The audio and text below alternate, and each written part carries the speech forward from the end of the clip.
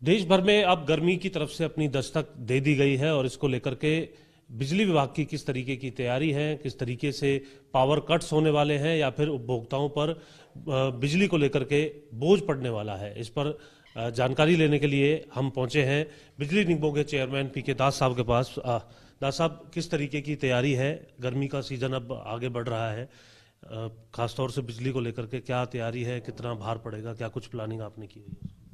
3 किस्म की तैयारी हम गर्मी के दिनों को ध्यान में रखते हुए करते हैं। पहले कि गर्मी के दिनों में बिजली की खपत कितनी होगी।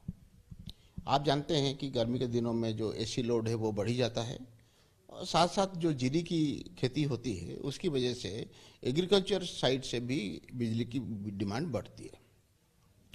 अगर मैं कहूं कि अभी खेती की शुरू नहीं हुआ है और थोड़ा बहुत बारिश हो जाने की वजह से एसी की डिमांड भी उतनी नहीं बढ़ा है, तो अभी कल हमने करीब 12.5 करोड़ यूनिट सप्लाई किया है। लेकिन एक समय आएगा जब हम 24 करोड़ यूनिट सप्लाई करेंगे।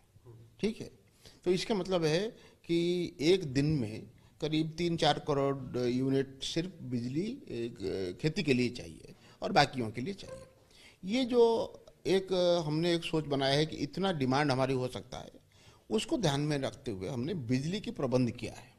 वो प्रबंध 3 स्रोत से होती है।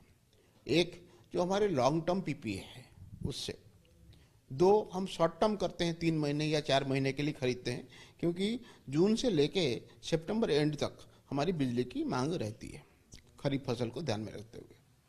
तीसरा कि हम पावर एक्सचेंज से डे अहेड बेसिस पर खरीद सकते हैं। मान लो कोई प्लांट हमारा बंद हो गया तो उसकी भरपाई करने के लिए कल के लिए ज़रूरत जो है वो हम एक्सचेंज से भी खरीद सकते हैं। तो हमने ज़्यादातर बिजली की डिमांड अपना शॉर्ट टर्म और लॉन्ग टर्म से कर रखा है। जो दिन में किसी वक्त ज़रूरत पड़ता है या किसी दिन ज़रूरत पड़ता है, कोई अनहोनी हो जाए, उसको ध्यान में रखते हुए हम एक्सचेंज से बिजली खरीदेंगे। इस तरीके से एक पर्याप्त बिजली अवेलेबल होगा, इसकी बंदोबस्त की गई है।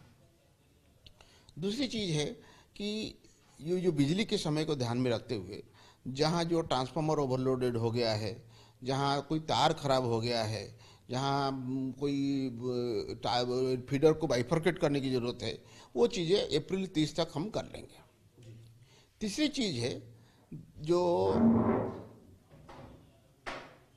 इन दिनों में ओवरलोडेड होने की वजह से ट्रांसफार्मर जल जाती है और लोगों की, चाहे रेसिडेंशियल हो चाहे एग्रीकल्चरल हो, ये एक दिक्कत रहती है।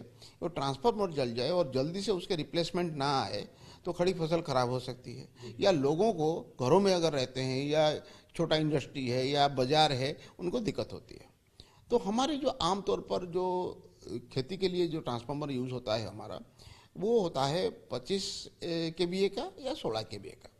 तो 25 kVA 16 kVA का ट्रांसफार्मर बैंक अभी बनाया जा रहा है।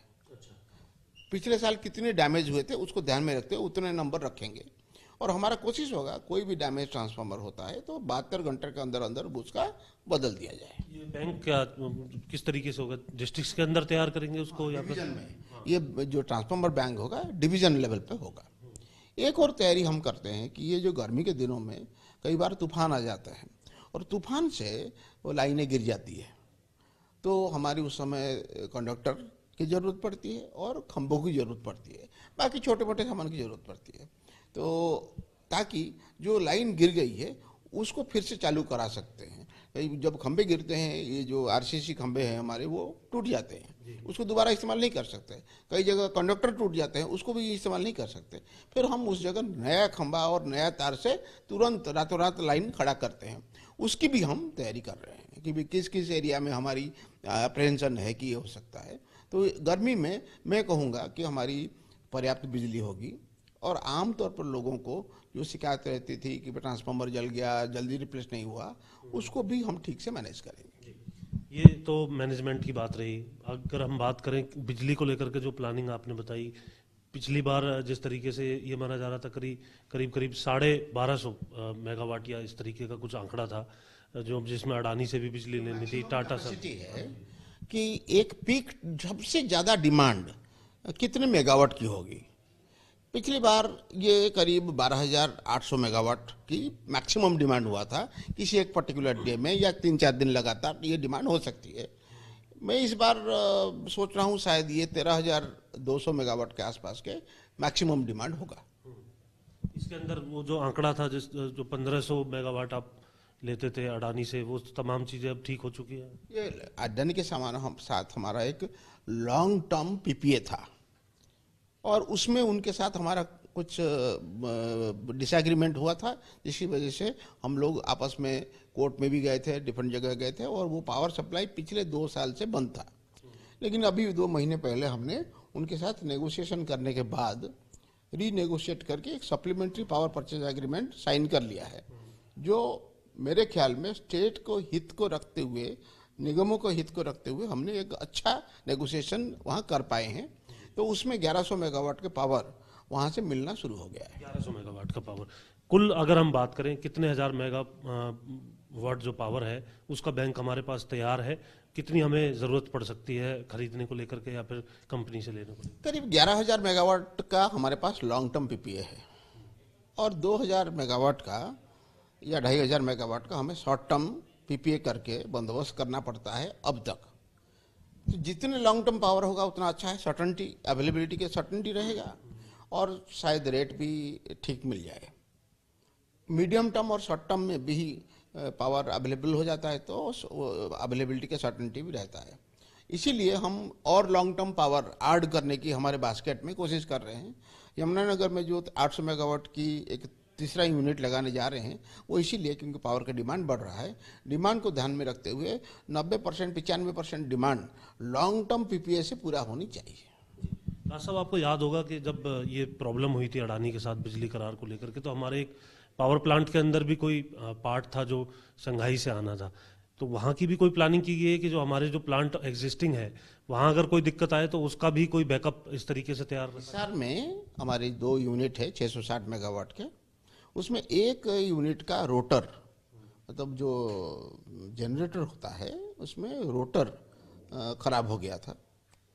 तो पहले तो हमने उनके ऊपर नया रोटर बना के देने के लिए कंपनी जो ओरिजिनल मैन्युफैक्चरर है उसके ऊपर ऑर्डर दिया था, और जब तक वो बनता है, क्योंकि वो बनता ही 1.5-2 साल में, हमने एक सेकेंड हैंड रोटर खरीद के प्लांट को चलवा दिया था।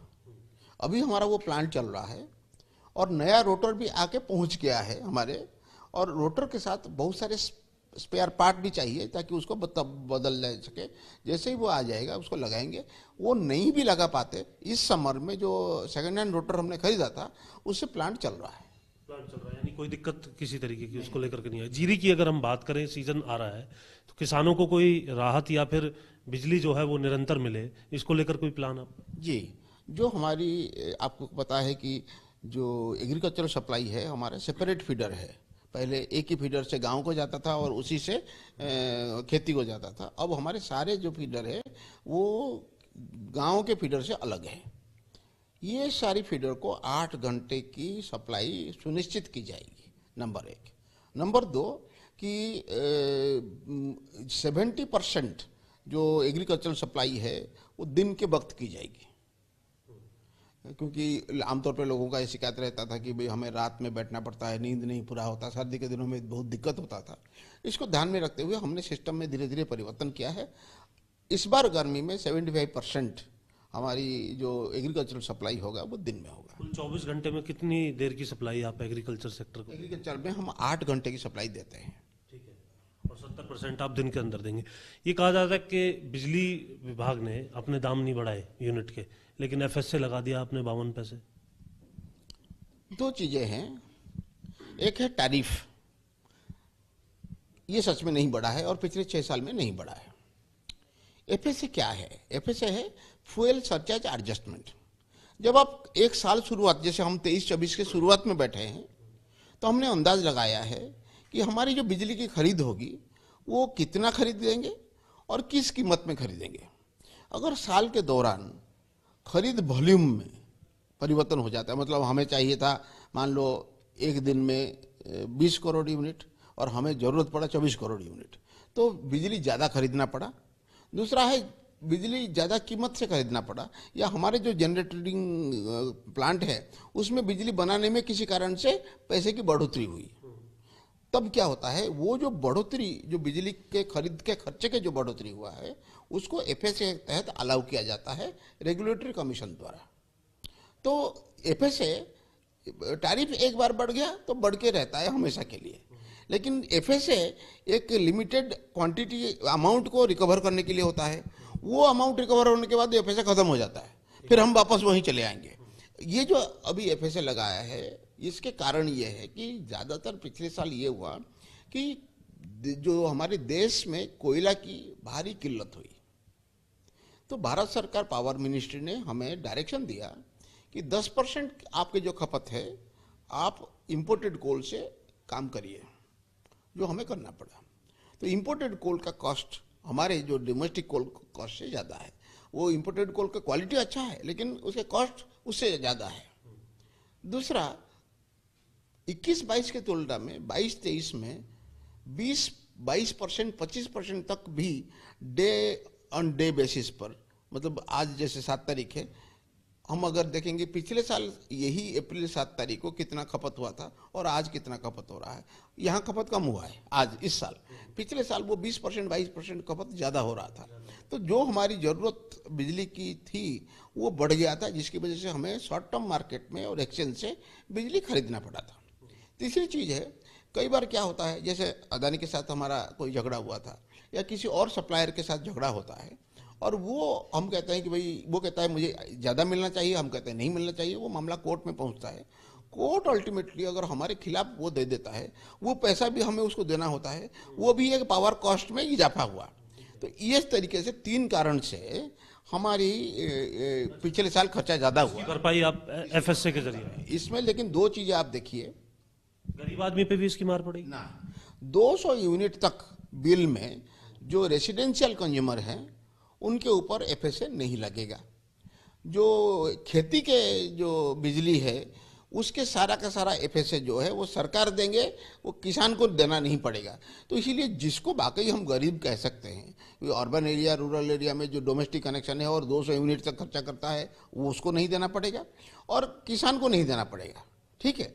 दूसरी तरफ अगर हम ज़्यादा बिजली नहीं देते हैं तो फिर हम बिजली काटेंगे। ठीक है। तो बिजली काटेंगे तो जो लोग इंडस्ट्री चला रहे हैं, जो लोग कोई व्यवसाय चला रहे हैं, मॉल चला रहे हैं, दुकान चला रहे हैं, शोरूम चला रहे हैं, या जो लोग बड़े घर बना के बैठे हुए हैं, वो बिना बिजली के तो नहीं रहेंगे, वो फिर जनरेटर चलाएंगे।